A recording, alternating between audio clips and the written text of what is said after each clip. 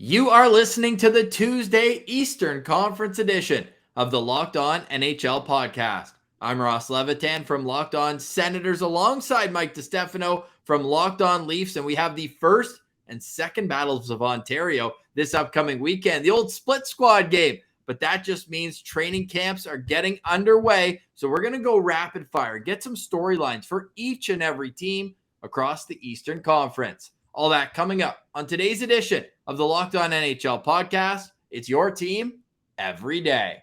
Locked On NHL, your daily podcast on the National Hockey League. Part of the Locked On Podcast Network, your team every day.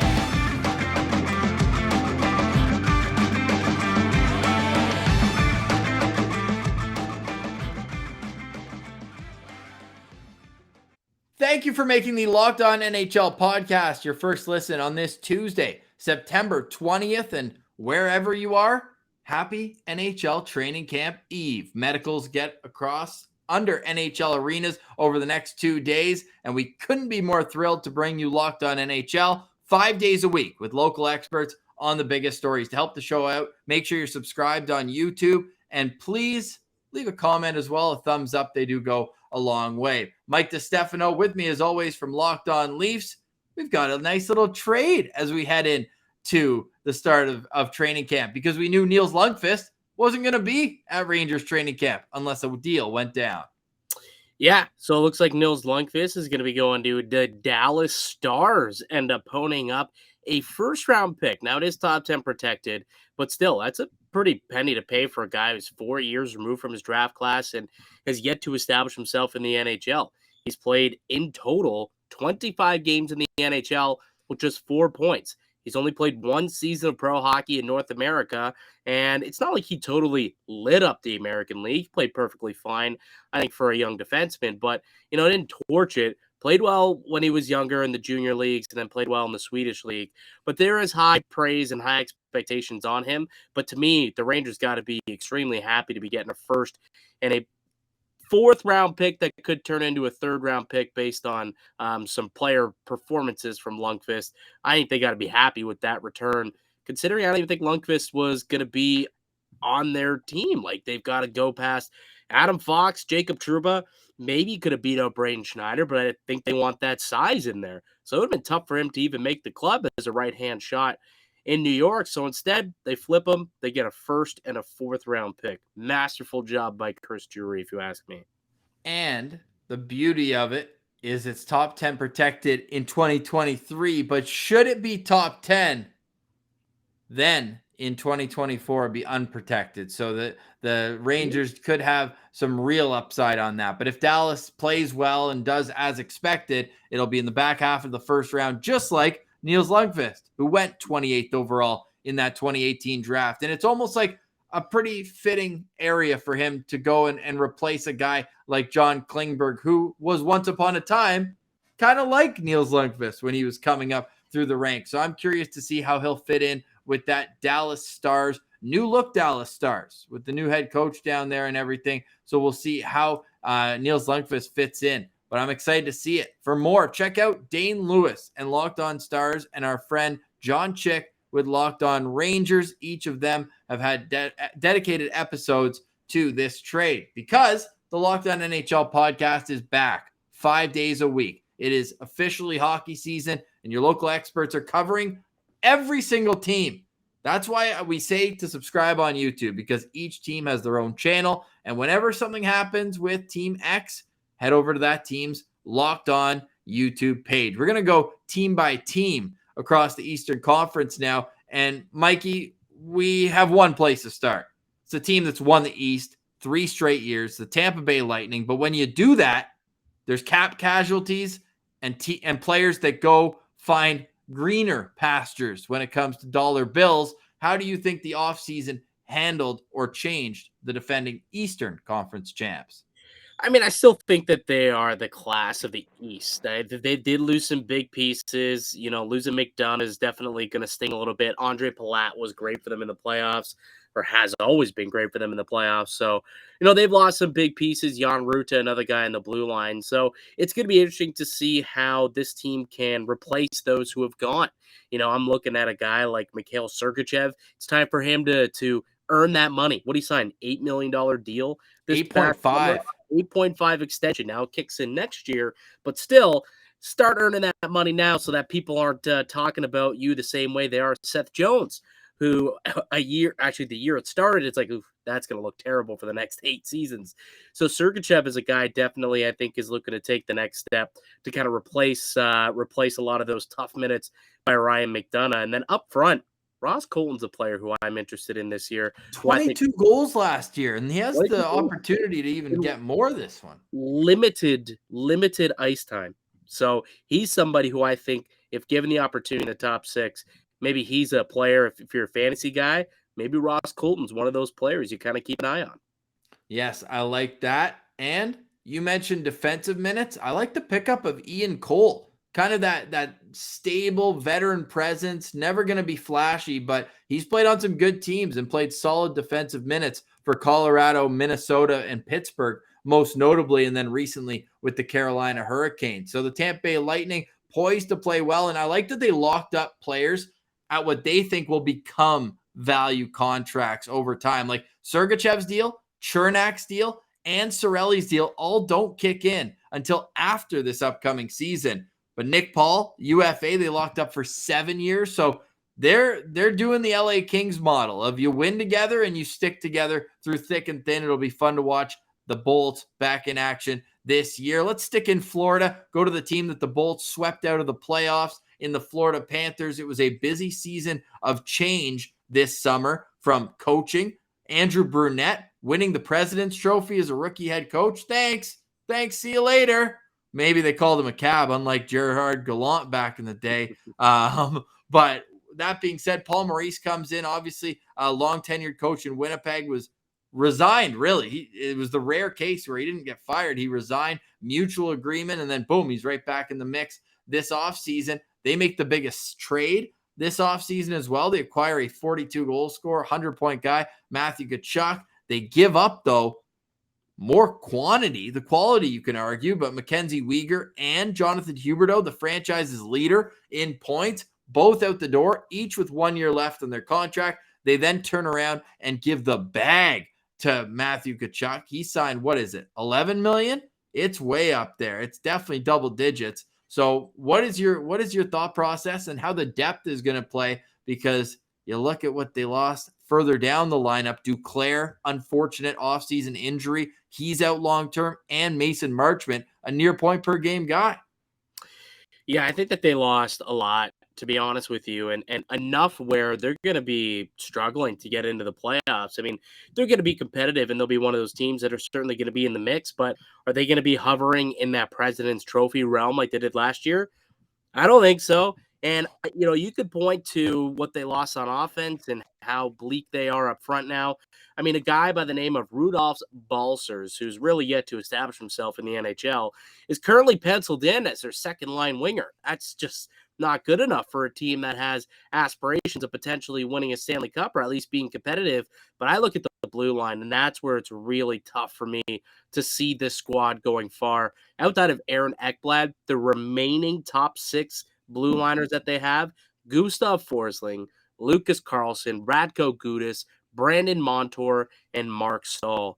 I mean, I think that's maybe one of the shallowest blue lines among all teams who expect to be competitive this season. So to me, I think they're going to take a step back, and I'm not convinced, I'm not sold that they're a guaranteed lock to make the playoffs either. Our friend Armando Velez over at Locked On Florida Panthers is saying circle Lucas Carlson as a potential breakout candidate when I pressed him about the decor. So I'll keep my eye on him, Armando. But I brought up that decor as well as being a little suspect. Now, The real suspecting move for me with the Florida Panthers was when they handed Bobrovsky an 8-year deal at $10 million per, and then turned around and drafted Spencer Knight, who played really well at the end of last season. So I'm curious how that relationship will continue, because at one point Bob was seen as over the hill and done, but he was awesome last year. Still a lot of juice in the tank for him.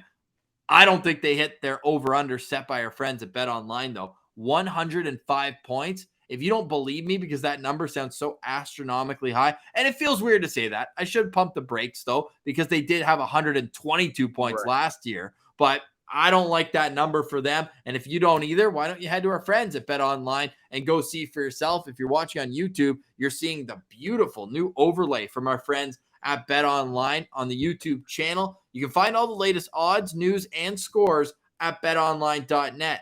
All the information about every sport that matters to you. This is the best time of year for a little responsible wagering. You've got the NFL year in effect, and that's just like Sunday on the couch. Nothing better than that. Then you've got the NHL season starting up. NBA is going to be here before we know it. We've got F1. I've been getting into that recently. Everything is available to you at betonline.net. It's where the game starts. You are listening to the Locked On NHL podcast. It's the Battle of Ontario edition. So let's get to Ontario. I think we've got the right people to do this. Mike DiStefano joining me from Locked On Leafs. I'm Ross Levitan. You can find me over at Locked On Senators. I'll defer to the team that's made the playoffs the last number of years. Mikey, let's start in Toronto, the provincial capital, and then we'll head to the national capital. What's the vibe like in Leafland going into camp? It's interesting because I think a lot of people are holding their breath. I mean, it's like every year, right? Everyone knows that at the end of the day, this team's going to make the playoffs, and then it really counts once the playoffs starts. And what do they do in that 2-week stretch? Because the last, 5 years, 6 years, it's been a first-round elimination year after year. Can this season be any different? Because I think everyone expects for them, like Matthews, Marner, Neal, like they're all going to score goals. And this team is going to win a lot of games. Even with subpar goaltending last year, they still won a lot of games. So, there's honestly, it gets to a point with this team where it's almost like the Sharks of a few years back, of like the 2000s and early 2010s.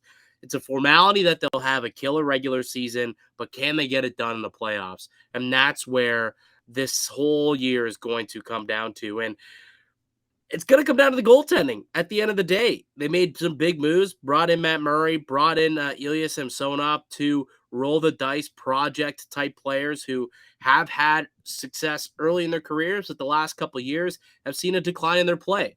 Can they revive their careers here in Toronto with this new goalie department led by Curtis Sanford that they've got here? We'll see.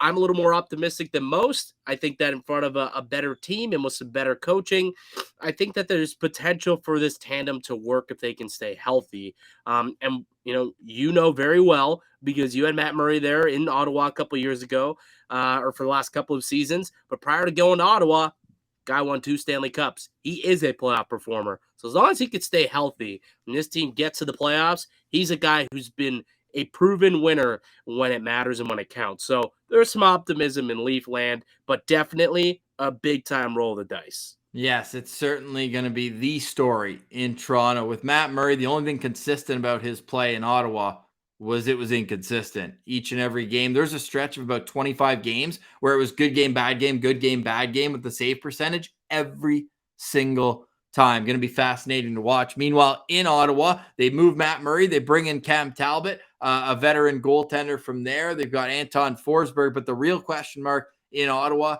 is on the blue line. Not much behind Thomas Chabot and Artem Zub, the projected top pair. Jake Sanderson comes in, dark horse. What's it going to be? He was drafted 2 years ago, so it's not like he's an 18-year-old coming in. He's 20 years old now. He's mature beyond his years, captain of the World Junior team, was a member of the Olympics for Team USA this year, and it's a lot of pressure for him, though, playing 22 minutes a night right off the bat with not much depth. Like the guy who he's going to be playing with to start is Travis Hamanick, and this isn't the guy who was a top pair minute muncher in New York and even Calgary. This is a guy who's been on the decline, I think, for a couple of years. So That'll all be interesting. But up front, like even as a Leafs guy, Mikey, they're going to be fun. They're going to score goals. No? Oh, yeah. Yeah. Well, I've been saying this for months now. I think the Ottawa Senators won the offseason. I think Pierre Dorian deserves a lot of praise and a lot of pats on the back for how he went about improving this team and making them into a playoff caliber club. I really think that they are. I think that this is going to, invigorate the Battle of Ontario, which, as you mentioned earlier, ignites this weekend in game 1 of preseason for both clubs. And 2. How cool is that? It's true. It's going to be a split squad game, so we'll be able to see a lot of these players get a chance to go. But, I mean, like you had, bringing in DeBrincat, a 40-goal scorer. You're bringing in Giroux, who I think is only going to help, Stützle, reach new heights just by watching an absolute pro like Giroux. So I think that this Ottawa team is going to be spunky. And, I mean, if points are coming off the board for the Florida Panthers, they got to go somewhere within the division, you would think. And, Ottawa is one of those teams who could be fighting, for third, potentially in the division, potentially try and get themselves into a wild card, perhaps. I do like, as it pains me to say as a Leafs guy, I do like what the Sens did this offseason. Well, Pierre Dorion, for his great summer, earned himself an interview on Locked On Senators. You can go check that out wherever you get your podcasts and on YouTube. All right, let's take a quick layover flight. By the way. Great get, by the way. Thanks, buddy. We got DJ Smith coming up right before regular season, too. So lots coming down the pipe. Nice. Well, I don't know what changed, but a little bit of a different tune coming out. And they're going to help us out with a couple interviews here and there. They said once a month is fair to reach out, Mikey. They said once a month you can reach out. I said, that's pretty good. That's pretty good. Fair, I would say. More than fair. Pretty stoked about that over at Locked On Senators. Let's take a quick layover in Montreal on our way to the Metropolitan Division. The Habs, to me, the big question mark is which Martin St. Louis team are we going to get? Was that just a team out of gas at the end of the year? Did they have the new coach bump? Because Marty St. Louis came in and took over a team in ruins. Say it's the GM, say it's the head coach.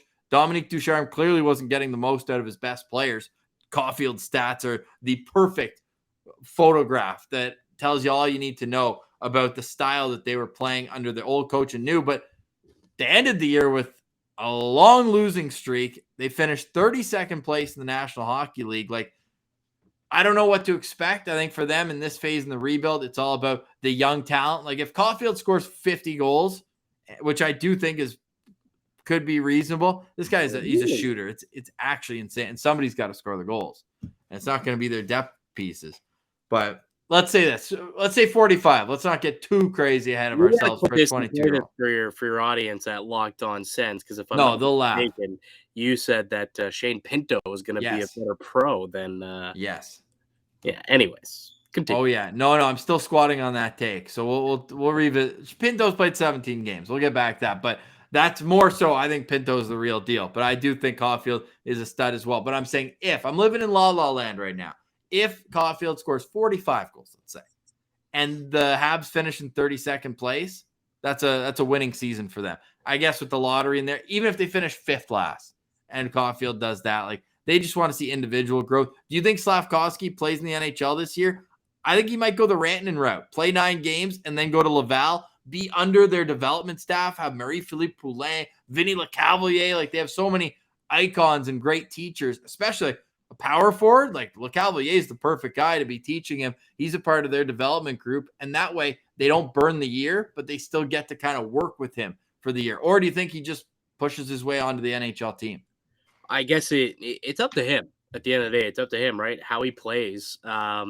I think he's going to be given an opportunity to play his way onto the club, but I don't think it's going to be given to him, if that makes any sense. Not that any job is given to you in the NHL, but, typically if you're a first overall pick, they'll let you work through your early kinks, but I'm not so sure that's the case with Slavkovsky. I think you're right. If he doesn't prove right away that he belongs in the league, I don't think they'll think twice about sending him down to Laval to get a little bit more seasoning, just to try and get him right. Because I mean, you passed on Shane Wright, who a lot of people thought would be the number 1 pick. You got to make sure that Slavkovsky was the correct decision there. And if some AHL seasoning is best for his development, as opposed to struggling in the NHL, maybe that is the right move to make if you're management there. But at the end of the day, when I think about this Habs team, I don't think they're going to go anywhere, mainly because the goalie situation's still the same, right? No Carey Price for we don't know how long, to be honest with you. It's very much up in the air, but we know he's not going to be there anytime soon. And I'm not so sold on the Jake Allen, Caden Primo, or Sam Montembeau trio there that we saw last year really struggle. So, yeah, I still see them as a bottom 5 team in the NHL, regardless if Caulfield or Slavkovsky or Suzuki or any of these guys turn out to be studs. I can't even find the last first overall pick forward who didn't immediately play in the NHL. There's a couple of defensemen, obviously Owen Power last year and Eric Johnson in 2006, but every forward on this list played right away in the NHL. For better or worse, I mean, Jack Hughes, you could probably say at the end of the day, the numbers just weren't there for him in the first year. But did he learn enough at that level? Like, he was dominating the U.S. The national team program, so like maybe there was no other option. Yeah. Probably didn't even tell Lafreniere too, right? Lafreniere struggled mightily. Still struggling. He's yet to break out. So. Interesting. So yeah, we'll keep an eye on Montreal throughout the year. You said it, the goaltending is just like, I mean, we wish Carey Price all the best. Fantastic career. I don't think he's coming back. It's going to be a tough time in goal for Montreal. All right, that's the Atlantic Division. Perfect. We're halfway through the show. We got right by Buffalo and Detroit. Oh my God. Let's quickly go through these guys. We'll go Buffalo, Detroit, and then we'll head over to Boston, dude. I missed half the division. You went straight for the Canadian teams. I saw we hit halfway through the show, and I was like, perfect. No. Quick storylines each, and we got to give a shout out to all of our friends over at Locked On Sabres with Joe DiBiase, your old co-host on this show. Yeah. We've got Ian McLaren with Locked On Bruins, and the fellas, Scotty Bentley and Brian Fisher at Locked On Detroit Red Wings. So go check them all out for in-depth coverage, but give me a quick storyline. You hit on one, then I'll hit on a second team, and then you finish it off. All right, big time for me. Boston's going to be a big question mark, mainly because, don't forget, McAvoy's going to be gone for the first couple of months, as will Brad Marchand. And if I'm not mistaken, there's another defenseman who's going to be gone for the next couple of weeks. Grzelcyk. Yeah, Matt Grzelcyk also going to be gone. Top 4 steady defenseman for them, going to be out for the first couple of months. So can they sustain those injuries? And, yeah, sure, I suppose you have David Krejci coming back, but is he really going to be the number 2 center he was when he left the NHL a couple of years ago? I'm not so certain on that one. So Boston, to me, definitely has some question marks. Not a guaranteed playoff team this year, in my opinion. All right. I'll take it to the Buffalo Sabres, since Joe and I just did a crossover the other day. It seems like they're on the right track.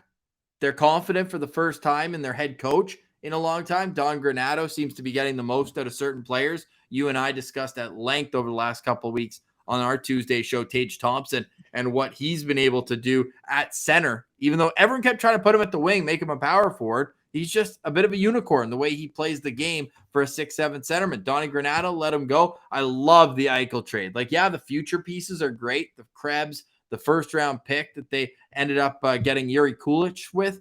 But, dude, Alex Tuch's a player, and he wants to be in Buffalo. Hometown guy. There's a sleeper. If you're in a deep fantasy league, Alex Tuch. I think he's a guy who's going to get some points this year. Jeff Skinner even. I mean, the contract's still a bit much, but he produced pretty well last year. So Buffalo, yeah, I still think they're a year away from their Owen Powers and their JJ Peterkas, their Matthew Savoys, their Jack Quinns to really make an impact at the top level. But man, they're on the right track. And you can see that boiling in Rochester. The AHL team was really good last year, and I think that continues here with Buffalo. All right, now we're going to finish the division here. You've got Detroit.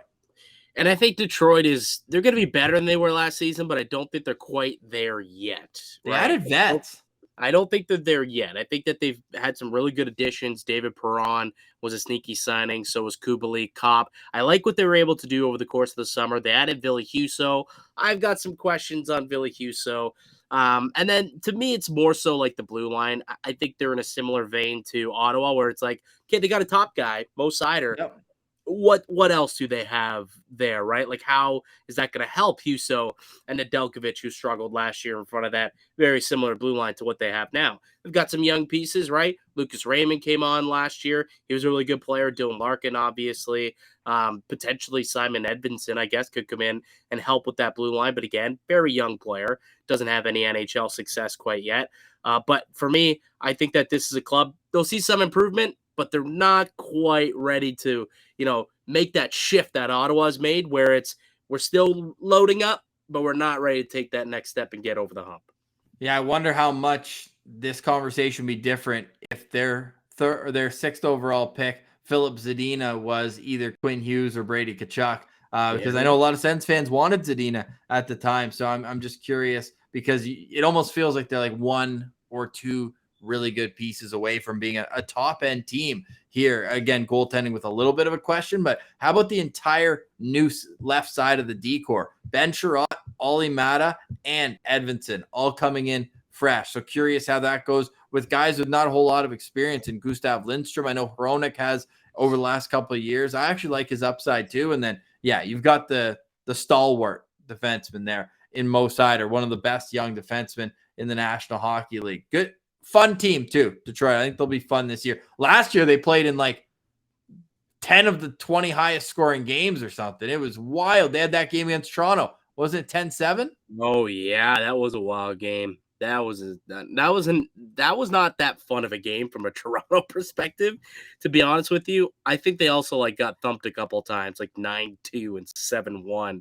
So they weren't necessarily on the right side of those high scoring games. So I'm looking up right now. They let in 10 goals or more twice. They lost 11-2 to Pittsburgh. Too, right? Yeah, Pittsburgh, I remember, absolutely steamrolled them. Arizona put up a 9 spot on them. Chicago put up an 8 spot.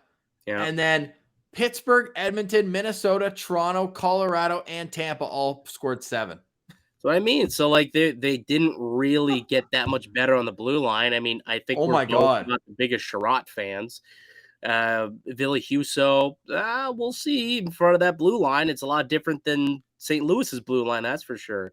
So yeah, I'm not expecting big things out of Detroit, but I think we'll see some of the young guys make some steps. They allowed, if I could speak English, they allowed 6 or more goals 16 times last year. That's not a recipe for success. So we'll see that going forward with Detroit. All right, coming up on the other side of a quick break, we're going to get to the Metropolitan team storylines, and we got something fun we want to announce that we're going to do next Tuesday right here on Locked On NHL. For Mike Stefano, I'm Ross Levitan. Stick with us for a Metropolitan preview of big storylines coming up next on Locked On NHL.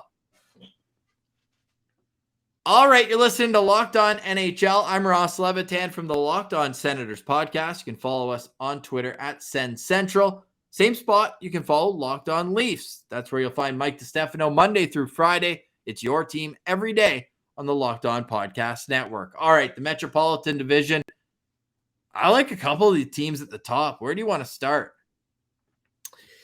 Why don't we start with the Rangers, I think, because that's the team who came out of the Metro last year and probably a team that would be looking to keep their crown. So I guess the question is the team good enough to do that? Like, there's a lot of people that felt the Rangers got lucky and they had a hot goalie. Do you agree with that assessment?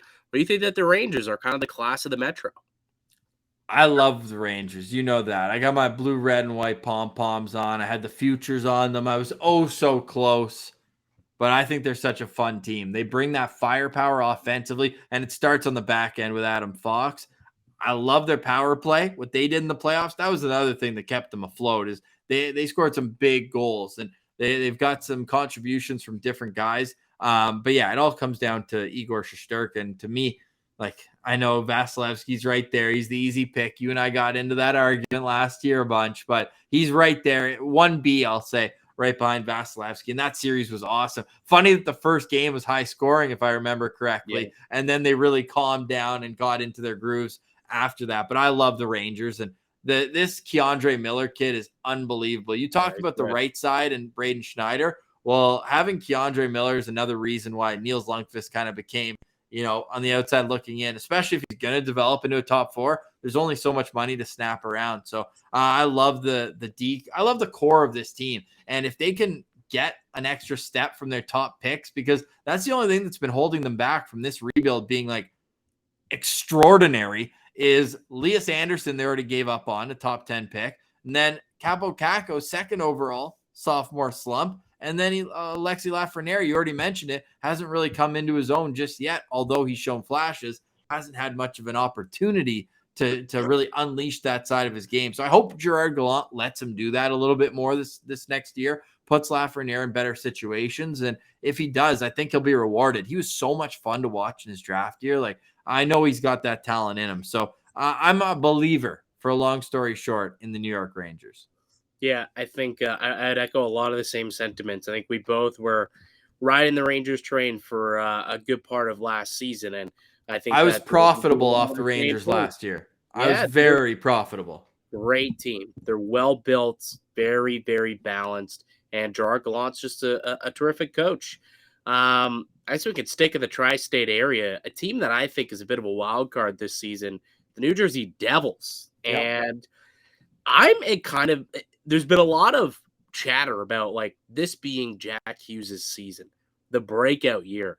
And if he breaks out the way that I think he has the potential of doing, I'm talking 100-plus point season, I think the Devils put themselves in the playoff picture this season. They went out and they got themselves a decent goaltender, Vitek Vanacek. So they're going to have a tandem of Vanacek and Blackwood, a healthy Dougie Hamilton all season long, a healthy Nico Hischier. I think they went out, they added Andre Palat. They've got Dawson Mercer for another season, Sharon Govich. They got Jesper Brock coming off a 73-point season. They've got a lot of young pieces who I think are just getting better. Alexander Holtz is another good young kid who I think could take a step there. So they've got some young players who I think could take that next step and put the Devils into playoff contention. And I think it's really going to be also on the back of Jack Hughes. I'm expecting a monster season out of this kid. Yeah, really excited to see the next step in his development. Locked On Devils host Trey Matthews has been on my case about how they're going to be the next best team out of the East, jumping the Ottawa Senators in the rebuild. So I've been hearing a lot of it, but Sens went 3-0 against the Devils last year, including a 4-point night right in front of my two very own eyes at the CTC at the end of the year, where Tim Stutz had 4 points, and then Drake Batherson basically sent Ty Smith to Pittsburgh, put him in a blender in overtime, and then tucked in the game winner. It was absolutely sick. Who came back in that trade, by the way? I forget. John Marino. Oh, yeah. I like him as a bounce back candidate, too, on the blue line for the Devils. Bit of a new situation for both those players. So, yeah, I think New Jersey is a sneaky team. They'll be a lot more fun to watch than the New York Islanders. I don't even know where to go with these guys. Just running it back pretty much. They lost to or Char was already in Washington, or was he back? No, he was in Washington. But they added that same rugged type defenseman in Alexander Romanov, but they gave up 13th overall pick. I think they're really banking on a bit more of an offensive up-tempo coaching. Lane Lambert is going to be the coach there, and he was so sought after, they felt they needed to let Barry Trotz go so that he wouldn't get snatched up to go somewhere else. So stupid. I don't know what Lou's doing. Sorokin's sick. Say something nice about the Islanders. Sorokin's unbelievable. Well, I'll be curious to see like what Matt Barzal can do under this new head coach, right? Because the last couple of years under Barry Trotz, it just wasn't a good fit. You know, sometimes you got to let your stars fly, and he didn't let them fly. So Barzal, who's a skillful player, didn't really translate in the Trotz system, and you know it's caused him to have a couple of down seasons for his standards. So I'll be curious to see if maybe he can get back to being a star talent that he was early on in his career. I think he was a point per game player the first couple of seasons that he was in the NHL. It was madness what Barzal was doing. Highlight reel goals. It was a lot of fun to see. He was becoming one of the more must-see players in the NHL. But yeah, it hasn't been quite as awesome for him the last couple seasons. But I think this year he's somebody who's due for a bounce-back season. Okay, I'll quickly touch on Noah Dobson then. Another guy whose offense is just limitless. 51 points last year in his third full season. He's 22 years old, and I think he's got another gear to get to in the next couple of years. Signed a bridge deal at $4 million. Bit risky if you ask me. I think you might see him really cash in at the end of this contract. But yeah, he went from 14 points in 46 games to 51 in 80. So this kid is in the right path, and you could always see the offensive upside in him. So it's great to see that it's really coming through. Always love a good PEI Island kid, coming through in the mix. So I think that pretty much covers the tri-state area. Let's just go down the highway a little bit and take a quick look, almost like you slow down like you would a car crash. And that's what the Torts show is going to look like in Philadelphia. What are you expecting there? We've already seen a little back and forth between Torts and the players and the media. Yeah, also big news yesterday. Sean Couturier, yes, some back problems, and looks like he's going to miss months, potentially the season. And that's a massive loss for this Philly team, which, I mean, I thought they were going to be basement dwellers anyways, but now you lose Couturier. That's going to be a tough year for John Tortorella. I really don't know how. Like, I know he's the type of guy who gets the most out of the least. He can really squeeze every single drop out of his team, but I mean, this is a squad that I think is very bleak when it comes to talent. Don't know if the goalie's ever going to figure it out. He's had a couple of really tough seasons. The blue line's been in shambles there forever, no matter what they do to try and help it. Throw money at Ristolainen, and that'll work. Yeah, D'Angelo. I mean, can Ryan Ellis stay healthy? Hasn't really proven to do so. And Provorov had a tough season last year. Yes, so he did. Yeah, Philly, this is a team that I think is definitely going to be in the sweepstakes potentially for one Connor Bedard by the season's end. And that was Talking Philly. For more, you can go check out Locked On Flyers. Let's go staying in Pennsylvania. The Pittsburgh Penguins, who I thought were going to put the nail in the coffin of the New York Rangers, up 3-1 in that first round series. And then it was the Igor Shesterkin show, and Tristan Jarry's injury didn't help. And then didn't DeSmith get hurt as well? Because they ended up with Louis Domingue in goal. Like, where are you at with the Pittsburgh Penguins? Like, this core is not getting any younger, but when they're in the lineup, all they do is produce. Yeah, they do, and they've got some really young guy, or some. I guess now they're not that young, but like Gensel, Rust is even over 30. So like that secondary crop of stars who have kind of grown in front of us, they stuck around, right? Gensel signed a long-term deal, Rust signed a long-term deal, and they're able to get some of their blue liners to stay. Malkin stayed, Letang stayed, both of those guys. Crosby obviously locked up long-term. They've got Tristan Jarry under contract again. So I think that the core is there for this team to, again, be competitive. They'll be in the same situation that they've always been the last few seasons, where they're going to be competitive. They're probably going to make the playoffs, fight for one of those wild card spots. But are they good enough to win a championship? Honestly, I have absolutely no idea. I don't know how to look at this Pittsburgh Penguins team. Like, ideally, I'd never want to doubt Sidney Crosby and what that guy can do when he puts his team on. I mean, he got injured too. Remember, Crosby was injured as well in that series, which allowed New York to kind of come back. But ultimately, without Crosby, this team doesn't look all that successful. So I don't want to doubt him, but at the same time, I'm not all that inspired by the rest of this roster.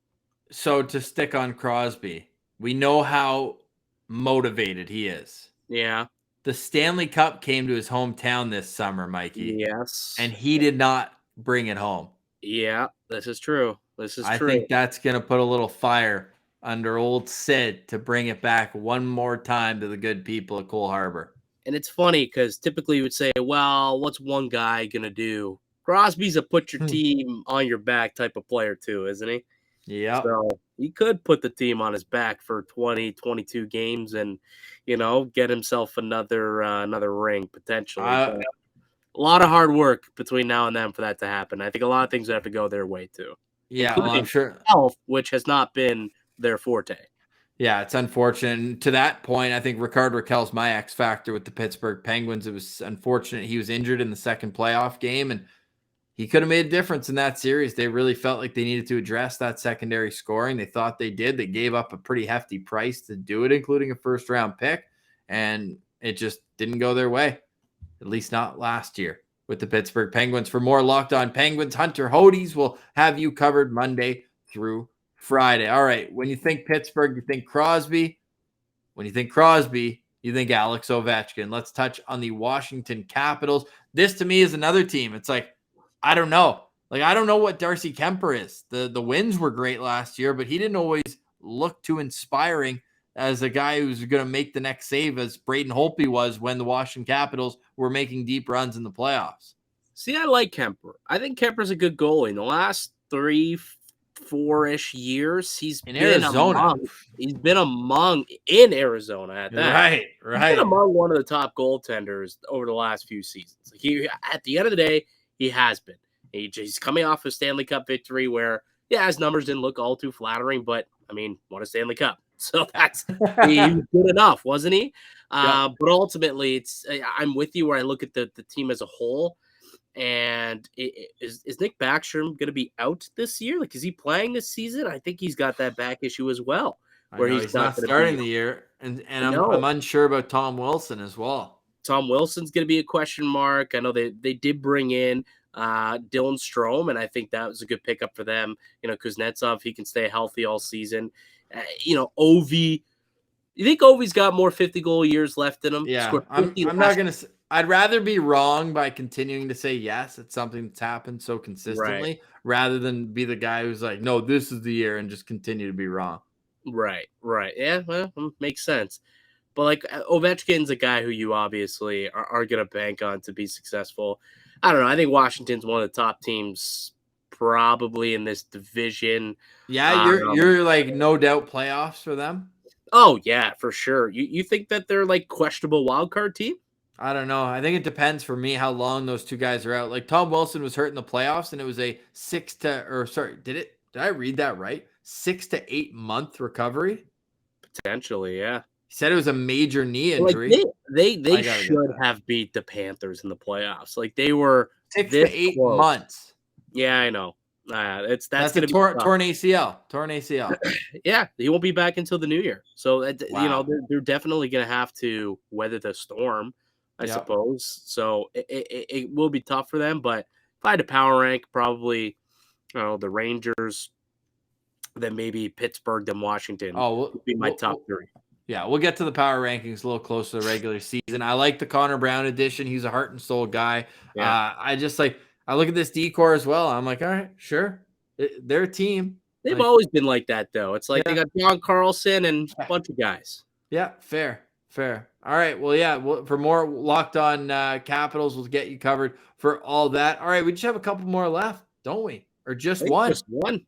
And it's funny that we buried the lead because I don't think there was a single player added that will have the impact that Johnny Gaudreau, will have with the Columbus Blue Jackets. He pretty much just put Columbus on the map in the NHL, wouldn't you say? Like, they went from a team where you turned the channel right away last year. Maybe that's a little disrespectful. I don't mean to be. But now they're a team where, like, between him and, like, Kent Johnson's a human highlight reel. Like, I'm going to be tuning into some Columbus Blue Jackets games. Yeah, they could be a fun team. I think Seth Jarvis is a good talent as well. Used in the draft with the Maple Leafs draft pick that they got from Jarvis is with Carolina. Yeah. Who am I thinking of? Who else did they get in that draft? Well, they got are you talking about from you're talking about Cole Sillinger. Sillinger, thank you. Yes, I am talking about Cole Sillinger, who last year played in the NHL as an 18-year-old. He was like the only guy from that draft class. Yeah, and he was solid, right? He was a solid player for them. So, he's going to have one more year. Going into his sophomore season, he'll understand the game a little bit. I'm curious to see what the addition of Gaudreau can do for Patrick Laine, who, early on in his career, it seemed like this guy was destined to be the next Ovechkin, realistically. Like, those were the two top goal scorers every single season we were talking about early on in his Winnipeg tenure. And for whatever reason, it just kind of fell off. And, he went from being a perennial 40 to 50 goal guy to when's he going to break, 30 again? Is he going to get to 40 again? Like, where is this going to come from? And now you put him on a line with Johnny Gaudreau. I think Johnny Hockey should be setting up Patty Laine for quite a few Genos this season. I think Patrick Laine is a guy who's going to have a massive bounce back year for the Blue Jackets. And how about Zach Werenski benefiting on the power play from all this as well? I think that their top power play unit is going to be unreal. Sounds like Brad Larson Columbus head coach is going to start Gaudreau at left wing with Boone Jenner at center and Patrick Laine on the other wing. I love having those two together, but I don't know about Boone Jenner being the fit at center. I would almost, because you want to make sure that it's a guy who can, do the dirty work, because I don't know if those two are going to be first on the back check all the time, but offensively they're so gifted. But I would be tempted to try Cole Sillinger there to start, because I think he does have some 2A elements to his game. I mean, the fan in me just wants to see Kent Johnson and just go flair, dramatics, offense over and over. But I think as a coach, maybe it's a lot to ask, and maybe this is something where it happens throughout the year. But I'm going to be curious to see who plays the most minutes at center between Gaudreau and Laine. Well, last season, Boone Jenner, he had a good year, 44 points in 59 games. Yeah. 23 He's the goals. captain of that squad. Yeah, he's a pretty good player. Like I think that Boone Jenner is a decent pick for them to be. Like, is he going to go out there and get, be a point per game player? No, he's not. But he's going to do his job, and he's going to get the puck to Gaudreau, to Laine, and allow them to do their thing. Kind of in the same vein as a Zach Hyman, or here in Toronto that we saw, a lot with Michael Bunting last season for Marner and Matthews. Yeah, I like that. So where do you think that they fit in here? Because they also made a bit of a head-scratching move, signing Erica Brandt to do a 4x4 deal. Although he did have a bit of a bounce back. I thought that was probably one of his best years in the NHL in Calgary. Yeah. He was solid in Calgary last year. Yeah, he was, but not 4x4, but I give him a contract. Put the money aside. It's funny though, because honestly, that's one of those contracts where when you're in the newsroom and you hear, he signed $4 million for 4 years, $4 million. It's is that total? Yeah, that's a lot of term. But $1 million each. I guess you bought. Yeah, it's no. 4 years, $4 million per year. It's oh, yes. Interesting. So that's not going to age well. I think we can all agree with that. But yeah, but if Erica Branson got to Columbus and called Johnny, was like, it's unbelievable here. You got to come play together in Calgary. All of a sudden, now he's got to get his finder's fee on Johnny Gaudreau's $95,000 million deal. Well, yeah, the tin hat theorist in me does believe that is exactly what happened, where Johnny Gaudreau said, look, my best friend Eric needs a spot. Let's get him signed, and then I'll join you guys. A grown-ass man, older than Johnny. Yeah. That's what I believe actually happened, and how he ended up in Columbus, because it's really the only thing that makes sense. Why else would he want to go to Columbus? How much do you think that contract was? I got it up right now. What do you think the total contract is, Johnny Hockey to Columbus? It was 9.5 by 7. Close. 9.75. So it's $68.25 million deal. And it's not even a lot in signing bonus. Table. It was 11.5 times 8 that he was offered in, or 10.5 maybe times 8 that he was offered in. That guy left a lot of money on the table to not go to Calgary, to go back. Anyways. Do you believe in Merzlikins? I did at one point. I know. He's fun when he's on. He's almost like that Peter Mrazek, where he's so animated in the crease. He's a guy you want to cheer for. But, yeah, there were some bad games there, too. Yeah, when he first got to the NHL, I was like, oh, I like what we're seeing here. Jumping into the glass, celebrating. Yeah, I liked what I saw out of Merzlikins, and I was like, maybe they found something here. Yeah. Last couple seasons has left a little bit to be desired, to be honest with you. But Columbus, are they a playoff team? My prediction is outside looking in. And plenty more predictions will be coming soon. We hope you enjoyed a quick look around the Eastern Conference, talking quick storylines. Now, next week, we've got a fun draft plan. We like to do drafts here on the Tuesday Eastern Conference edition. We'll tell you what it is next week. And then the following week, we'll have our predictions for the year. The top 3 in each division and who's going to be battling it out for the wild card race. We're also going to have plenty of preseason storylines coming in. As we mentioned, action gets underway this upcoming Saturday. Mikey, any final words before you go? What's coming up on Locked On Leafs?